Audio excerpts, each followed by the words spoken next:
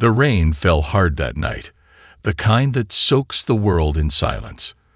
Thomas Granger sat alone in his wooden cabin nestled at the edge of the forest, the wind rattling loose shutters like old bones. At 74, Thomas had grown used to the quiet. He preferred it. After losing his wife 5 years ago, he built walls no one could see, but everyone felt. He had just settled into his worn-out recliner, an untouched cup of tea cooling beside him, when the first sound came. A sharp scratching at the front door. Not the wind, not a branch, something deliberate. He frowned. It came again, faster now. Then a low whimper, a pained, aching sound. Grabbing his flashlight, Thomas opened the front door and stepped into the downpour. What he saw rooted him in place. There, standing in the muddy path under the dim porch light, was a soaked German shepherd. She was gaunt, ribs showing through her fur, eyes wide and wild.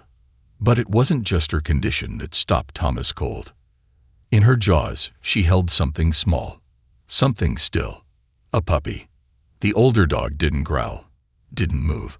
She just stared up at him with a look Thomas couldn't explain, something between terror and hope. Then, as if guided by instinct, she stepped forward and gently laid the limp body of the pup at his feet. Thomas's heart pounded. The puppy wasn't moving. Its breathing was faint, barely there at all. The shepherd sat, head low, watching his face for a response. She didn't beg. She didn't bark. She just waited, as if this stranger on the porch was her last hope. Thomas had seen that look before, long ago, in the mirror, the night they told him his wife wouldn't make it. That quiet desperation, that silent plea. His first reaction was to back away, to close the door, to pretend this wasn't happening. He wasn't a vet anymore. That part of his life was over, locked away with old pain and broken memories. But he didn't move. Instead, something deep inside him stirred, a quiet voice he thought he'd silenced. Without a word, Thomas knelt in the rain. He lifted the cold, frail pup into his arms. The mother dog stepped forward, watching every move. He didn't say it out loud, but in that moment, something passed between them, a silent agreement. He turned and opened the door wider. "Come on, girl," he said softly. "Let's try to save your baby." And just like that, the house that hadn't seen life in years took its first breath. Thomas laid the puppy on a folded towel near the fireplace, its tiny chest barely rising. The warmth from the fire glowed softly against its damp fur. The German shepherd stood close, shaking from cold and fear, eyes locked on her pup with quiet agony. She didn't make a sound, didn't whine or whimper, as if afraid even breathing too loudly might cost her the little life she carried to safety. Thomas moved quickly but carefully, old instincts coming back like a muscle memory long buried. He hadn't touched his veterinary bag in years. It was shoved in the back of a hallway closet, covered in dust and grief. But now, he tore through the darkness to find it, almost shocked at how naturally his hands found what he needed. He muttered to himself while he worked. Low pulse, shallow breath, starving, hypothermic. He glanced at the mother. "How long have you been carrying him like this, girl?" The shepherd didn't answer, of course, but she stepped forward, curling her body protectively around the towel. Her soaked fur steamed gently from the heat of the fire. Her eyes never left Thomas's hands as he started his improvised treatment. Thomas rigged a syringe with a sugar water solution and rubbed the pup's gums. He wrapped its fragile frame in layers of warm cloth, placed hot water bottles nearby, and rubbed its chest gently. Every now and then, he paused to listen, to feel the slow, fading heartbeat. He felt the fear in his bones, the same helpless fear from years ago, when the hospital monitors slowed down for the last time, when no amount of knowledge or effort could change the outcome. He had sworn, after that night, never to go through it again, never to try, never to lose again. But here he was, saving something small and fragile, something he hadn't asked for but couldn't ignore. And that dog, the way she had found him, chosen him, it wasn't random. It couldn't be. Hours passed. The rain quieted outside, replaced by the slow crackle of firewood. Thomas sat still, the pup tucked in a blanket beside him, the German shepherd curled tightly around them both. He didn't notice he had started to speak aloud. "Come on, little one. You've got a mama who loves you. And I'm not ready to lose you either." The puppy let out a tiny cough. It wasn't much, but it was a sign. And for the first time in years, Thomas felt hope take root again. The night stretched on like a tunnel with no end. Shadows danced against the log cabin walls as the fire flickered low. Thomas worked by the dim light of an old lantern on the kitchen counter, his glasses slipping down the bridge of his nose. The little puppy lay swaddled in a soft hand towel, body trembling as life clung to it by threads. The German shepherd, still dripping with rain, sat motionless just a few feet away. Her eyes never left her pup. Not once.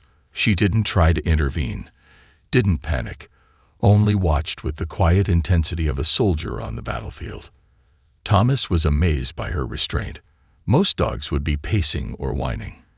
But this one knew. She trusted him. That trust settled heavy on his shoulders. He found an old heating pad in a drawer and placed it beneath the towel, adjusting the temperature to avoid overheating. Every few minutes, he checked the pup's pulse, rubbed its body gently to stimulate circulation, and whispered small encouragements, mostly to himself. "Come on, kid. You've got a lot of life left in you. I can feel it." He reached for a tiny syringe filled with electrolyte solution and slowly dripped it into the side of the puppy's mouth. The pup coughed again, weak but real. Thomas froze. The mother dog's ears perked up. Her nose twitched. She stood and took one step forward, cautiously, then looked at Thomas for permission. He nodded. "Yeah," he said softly. "Come on. You're part of this too."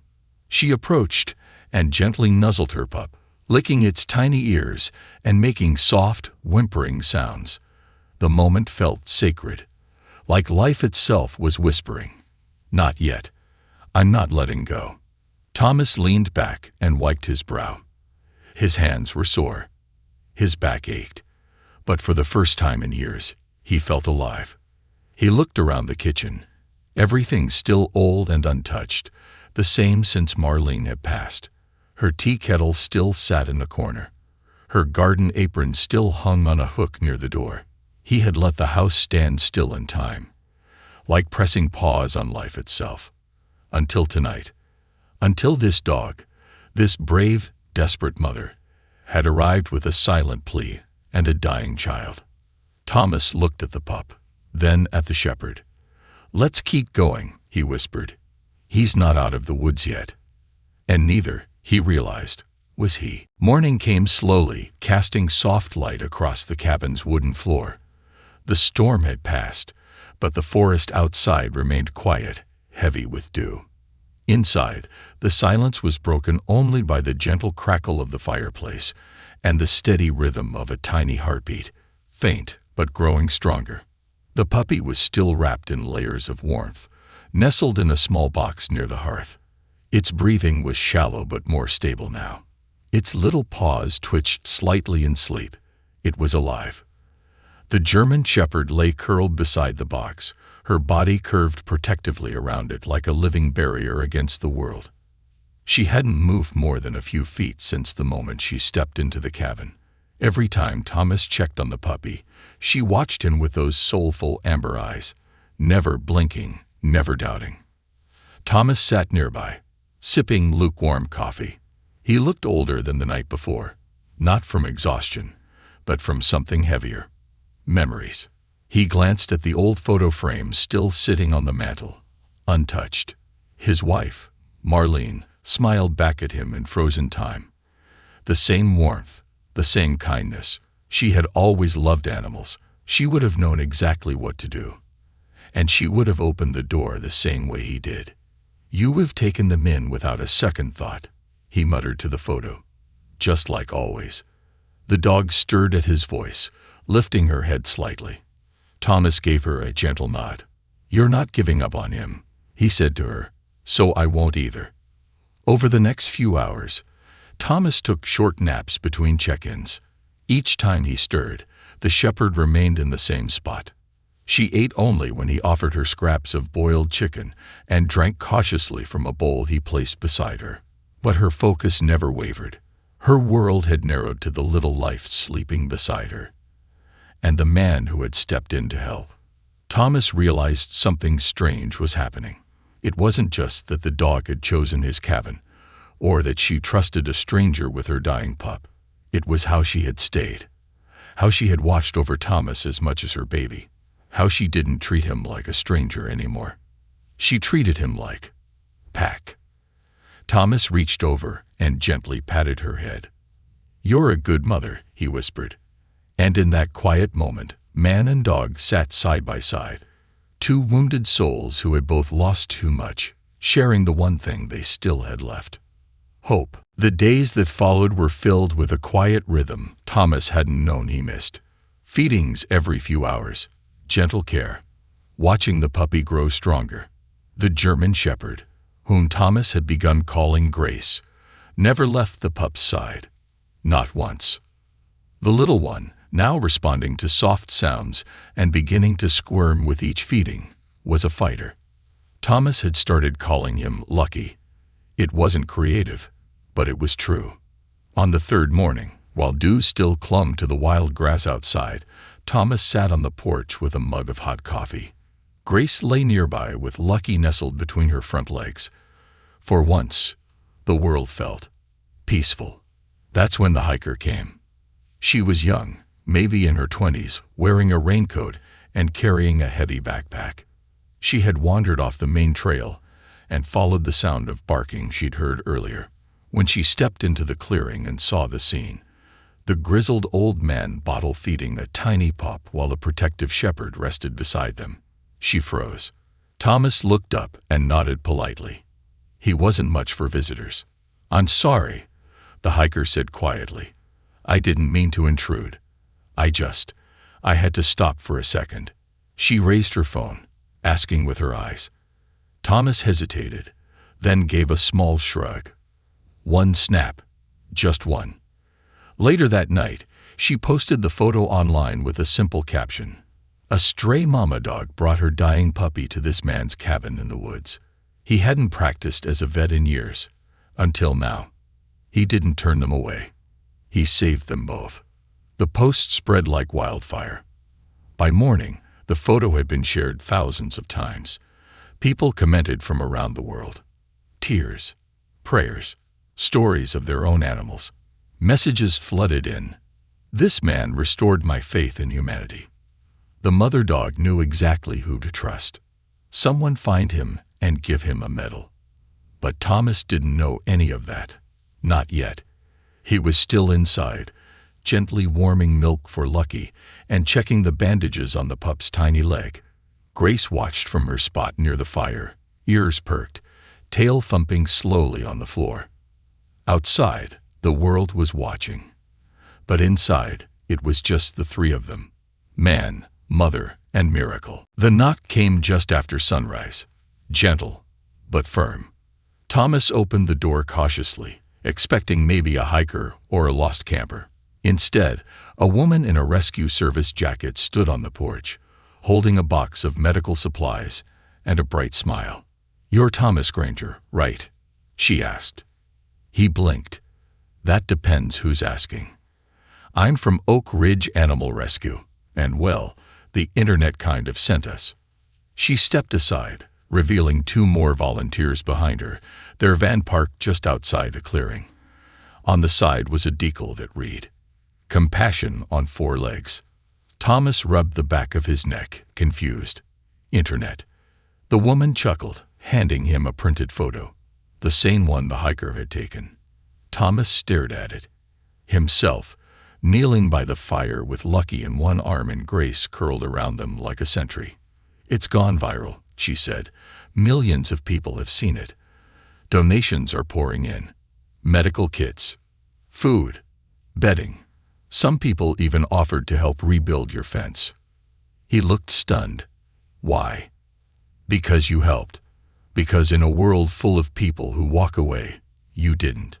Grace appeared behind him, nudging the door open wider with her nose. The volunteers melted at the sight of her. One knelt down and reached out cautiously, offering a treat. Grace sniffed it, took it gently, and sat tall, dignified, calm, proud, as if she knew what this moment meant. Thomas stepped aside. "Come in then. Might as well see the miracle for yourselves." Inside, Lucky was resting peacefully in a laundry basket lined with soft blankets. One of the volunteers knelt beside him, gently checking his breathing. Another began organizing supplies on the kitchen table, laying out antibiotics, syringes, vitamins, more than Thomas had owned even in his clinic days. But when someone asked him if he ever considered reopening his veterinary practice, Thomas shook his head. "I didn't save them because I wanted to start over," he said softly. "I saved them because someone once saved me when I was too broken to keep going. My wife, she used to tell me every soul matters. I just forgot that for a while." The room grew quiet. Outside, more cars had started pulling into the gravel path. Reporters, curious neighbors, even a few schoolchildren holding handmade signs with paw prints. But Thomas didn't care about the attention. He glanced at Grace, who was now lying peacefully next to Lucky, and smiled. "Let them come," he said, "but they're here for her. I'm just the man who listened." The flood of visitors slowed by the end of the week. The camera crews packed up. The reporters stopped calling. Donations still arrived daily, but the world had moved on, as it always did. Yet inside the little cabin, life was anything but ordinary. Lucky now wagged his tail. Clumsy, joyful, alive. His steps were wobbly, but he was learning.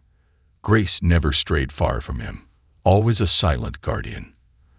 And Thomas, well, Thomas found himself smiling more than he ever thought he could again. Then came the boy with the red backpack.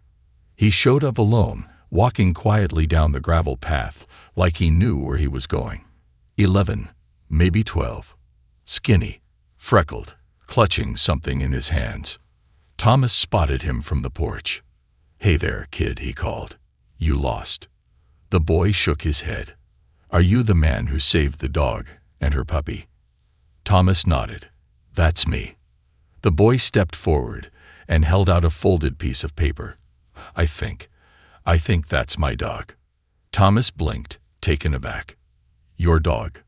"I think her name is Honey," the boy said, voice cracking slightly. "We lost her almost 4 months ago. There was a flood. She was pregnant then. My mom and I tried to find her, but we thought she was gone." Thomas looked at the paper, a printed flyer, worn and smudged. The image showed a younger, healthier version of Grace, Honey, sitting beside the boy, both smiling. Grace came to the porch as if summoned.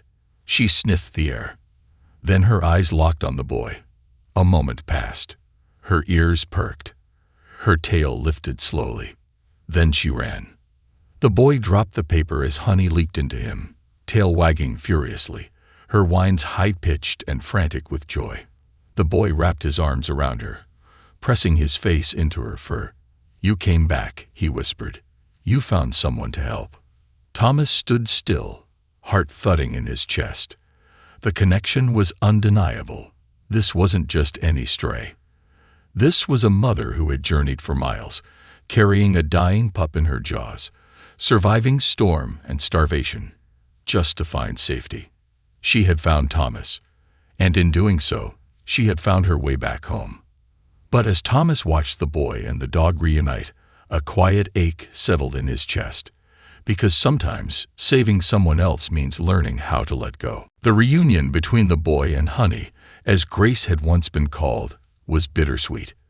The pup, now healthy and full of energy, bounded around the boy's legs, eager to play. The boy, whose name was Sam, laughed through tears, unable to believe his eyes. For months he had feared the worst, but here was his dog, alive and well, standing beside him like nothing had ever happened. As the boy and his mother loaded Grace into their car, Thomas felt an unexpected tightness in his chest. He watched them drive away, the sound of the engine fading into the distance, leaving behind the stillness of the forest.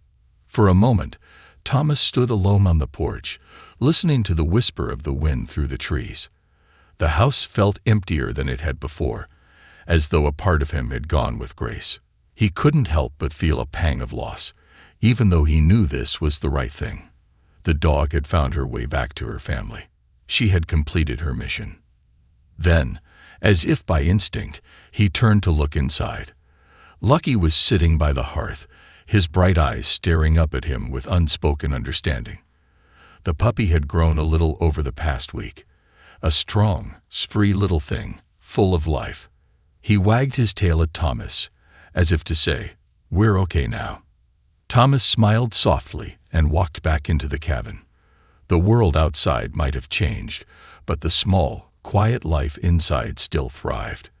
And for the first time in years, Thomas felt a sense of peace, not the emptiness that had haunted him since Marlene's death, but the warm, steady presence of something real.